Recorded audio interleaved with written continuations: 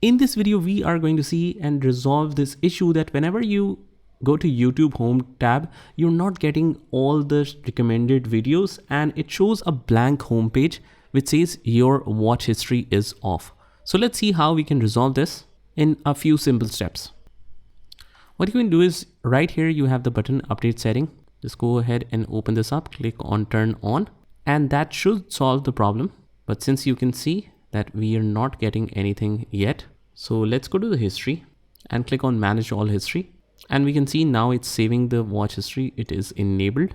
Also, you can check it in one more way. You can just go to the profile icon. Let me just go back. Click on the profile icon from the YouTube page, and then we click on Google account. On our left, we have the data and privacy. Just go ahead and click on that. And it says YouTube history. Just open this up. It's turned on, but let's say if it is turned off, you can just manually enable that and include your searches on YouTube.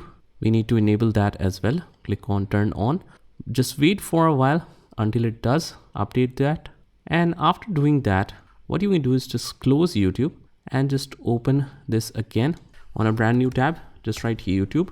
Now, since we have removed the earlier history as well, just go to the subscriptions. And after that, you should be able to see all the latest videos right here and not on the home tab. But let's say that we open any one of them just to identify that we have now started enabling the watch history or track of watch history.